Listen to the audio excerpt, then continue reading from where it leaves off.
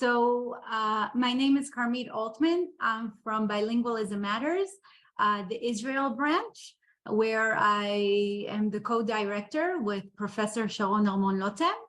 And I thought I would discuss a project we have, a research project we have with the Ministry of Education, because it has a research aim, but it also has very clear social impact. So this is what I want to share with you. We're going to talk about the impact of learning on immigrant children. But just a word about our branch. I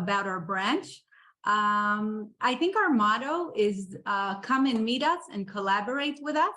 We're a group of researchers, PhD students, MA students, BA students, all working together. And I think we can think of like our major functioning on 3 different levels, but all connected.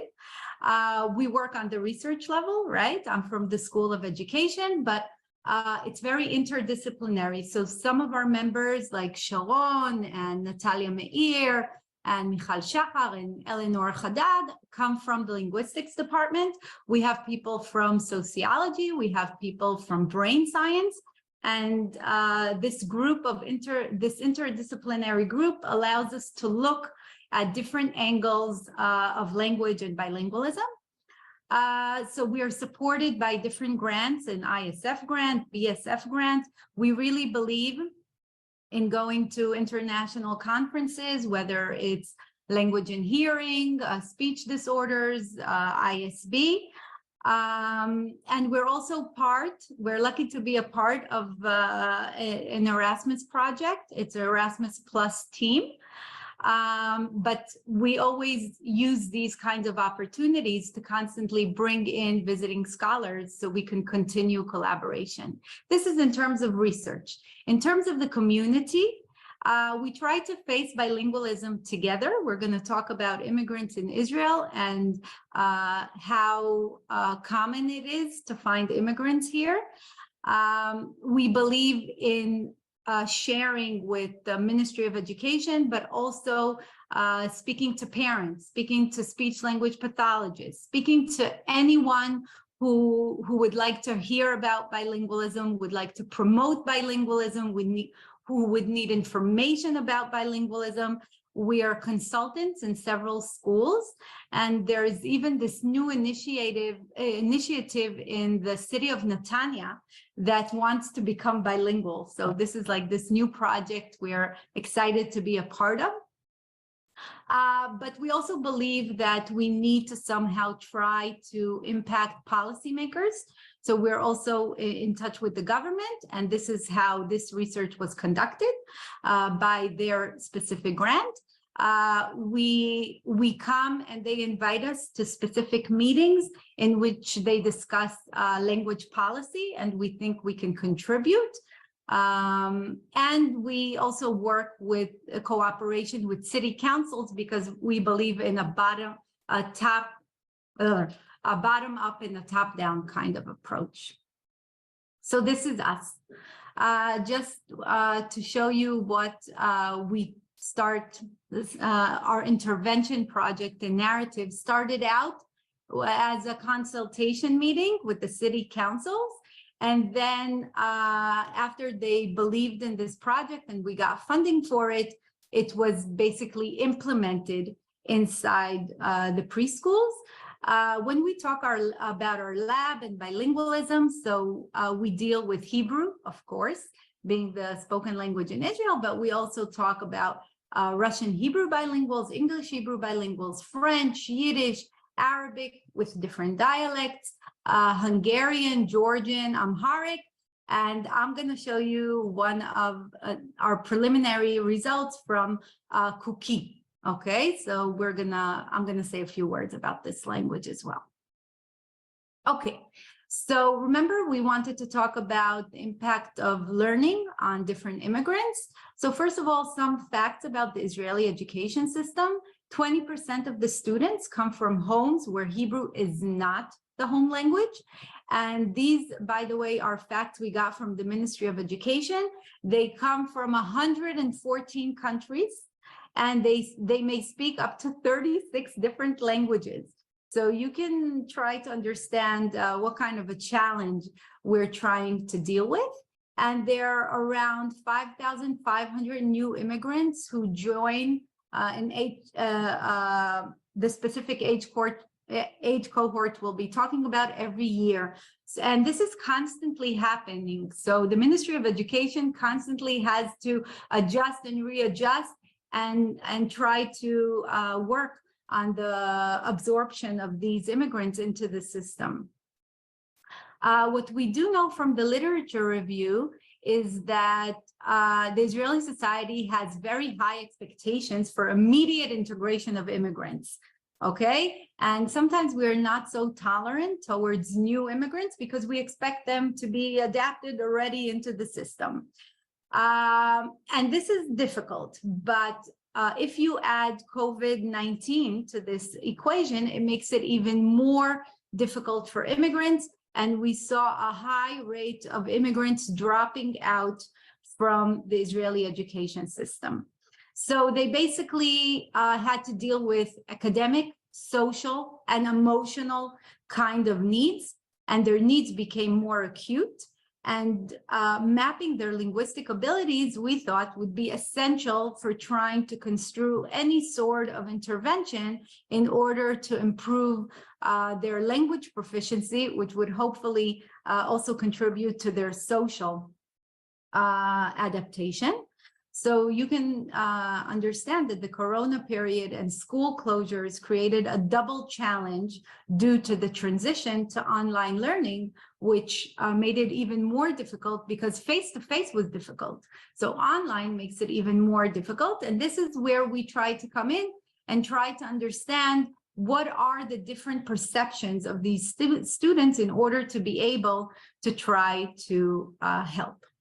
What I'm going to show you very briefly is I'm going to focus on students, parents. I'm not going to talk about the teachers' results regarding linguistic abilities, social identity. We also looked at pedagogy, but it's not the focus of this current talk. Who were the participants? So we had immigrant students, ages 7, 14, and 17, okay? We had English Hebrew participants, Russian Hebrew, French Hebrew, and Kuki Hebrew. Just so I don't say Kuki one more time, and maybe you'll be in suspense as to who these speakers are. So they basically came, they're immigrants from Northeast India. They're called here Bnei Menashe. They're like from the tribes. In Israel, they're around 3,000 to 4,000 Kuki Hebrew speakers. And they really want to integrate, but they're having a real difficult time. It kind of reminds the system of what happened when Ethiopians first came in the 1990s to Israel, and we tried to get them socially oriented. But we also had parents of immigrant students. We had English Hebrew, Russian Hebrew, French Hebrew, and Kuki Hebrew. We also had teachers of immigrant students in general, not of a specific group in particular. And what we tried to do is we tried to compose a questionnaire that would be suited for the different languages. We allowed each student or parent or teacher to choose the language of the specific questionnaire. I'm also going to add that we also had an intervention plan for the younger ones, but I'm not going to talk about this. I'm just going to talk about the perception so we understand what these students are facing. So let's dive into the results. If we look, okay, so if we look here at the students' perceptions, basically, of language exposure, because we always start with language exposure. We want to make sure that students and parents are aware of which language is their children are exposed to. So if we look at during exposure at school, that means during school hours, as exposure to after school, HL is the home language in green, SL is a societal language, in our case, Hebrew, in blue, okay? So we see that during school, all students were significantly more exposed to Hebrew than to their home language, which basically makes sense because the instruction in Israel is in Hebrew. After school, students were significantly less exposed to Hebrew than to their home language, and that we see by the green, okay, higher green bars than blue bars here after school. But this is true except for the Kuki Hebrew immigrants, okay? And remember this finding, because when we talk about immigrants in general, we're going to have to try to explain this. When we look at, okay, when we look at, I can't move, okay. When we look at students and parents' language exposure for this specific Kuki Hebrew group, okay, so we see no significant differences between parents and students among the Hebrew, English, English Hebrew, Russian Hebrew, and French Hebrew group, except for the Kuki Hebrew speakers, which seem to have a different pattern. Okay, so let's look at the parents and children. So these are the children, okay? We see higher exposure to the SL, that means to Hebrew, as opposed to the home language. This is what they say happens at school. The parents may think a bit different, okay? We see a different sort of pattern. What happens after school? Well, after school, the children say that they're exposed to Hebrew more than to Kuki. But the parents don't think so, okay? So when we ask parents and when we talk to parents in parent meetings, we try to understand what their perception is of language exposure, and we sometimes show what the children actually think and try to understand the source of this gap. Let's look at language preferences, okay? We asked, which language do you prefer to with your prefer to talk to with your friends or prefer to read in?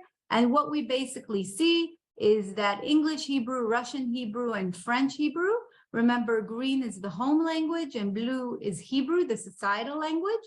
So they prefer the home language, okay, versus the societal language. What happens with Kuki Hebrew? Well, you see higher green bars for English, Russian, and French. When you get to Kuki, you see higher blue bars, okay? So they prefer Hebrew. They don't prefer the home language, okay? So this may indicate about their preferences, but also about who they think they are and what they prefer doing most of their, in which language they prefer to converse in most of the day. What happens to parents when we talk about language preferences? So we basically see that there were gaps between the perceptions of parents and students in most groups.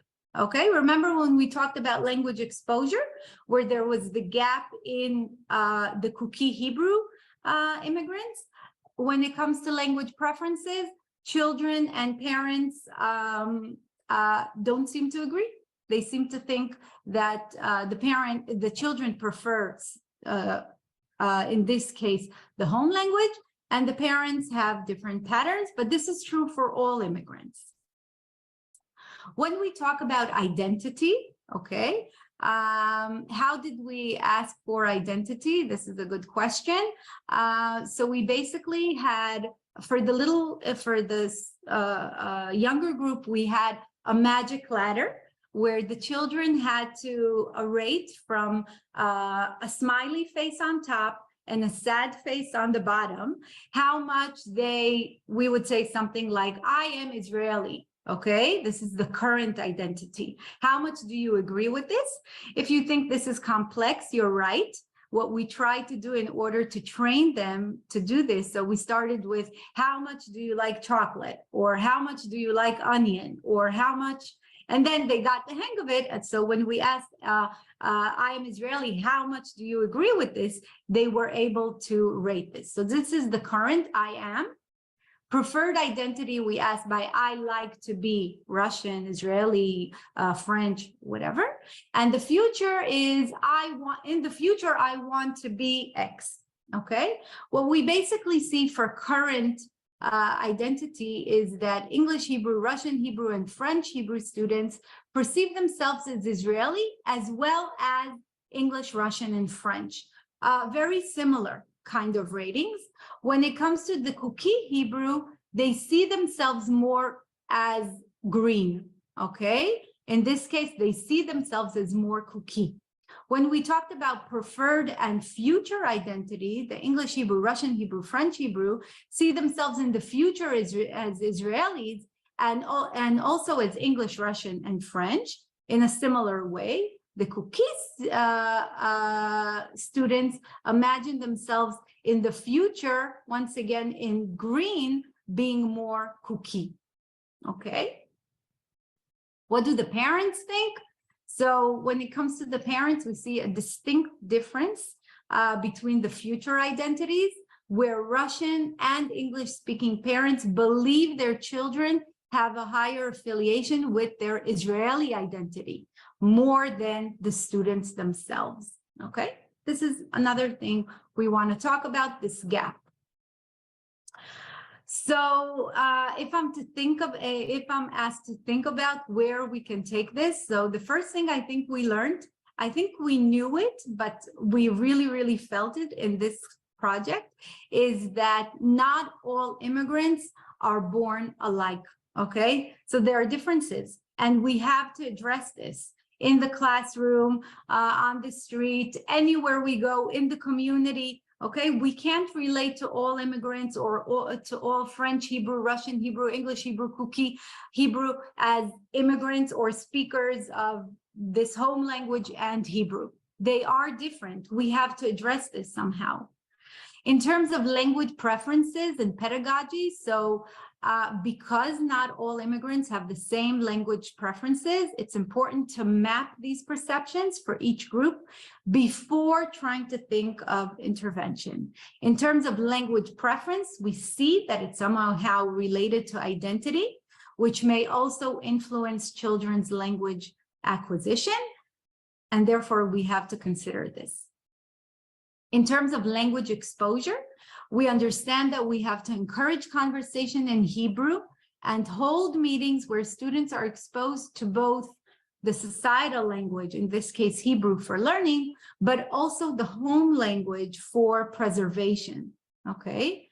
A school and an online bilingual program should be based on both languages. And this is sometimes difficult to carry over to policymakers and policy deciders, because they believe the children will be best integrated by focusing on the societal language. And why do we think that both languages should be used? Because we think that it may narrow gaps in achievements, and that way children can benefit from the societal language through support given in the home language. We know that sometimes skills can be transferred from language to language, and we hope to be able to do this by focusing on both.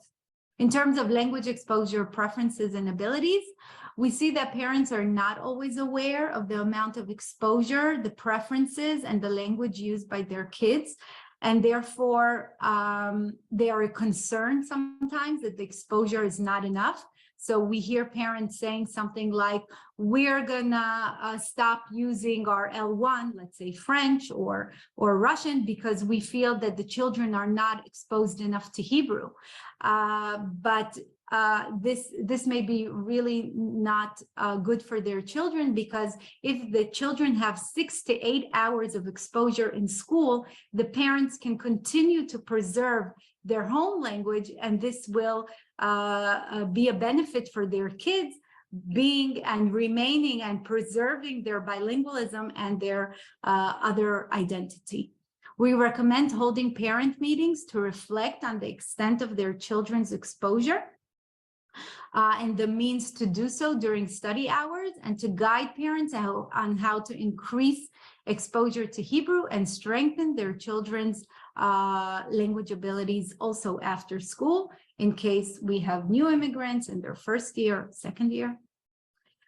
And this is where I'm going to end, even though I have many other findings from this project, but I'm going to leave this open to you for questions.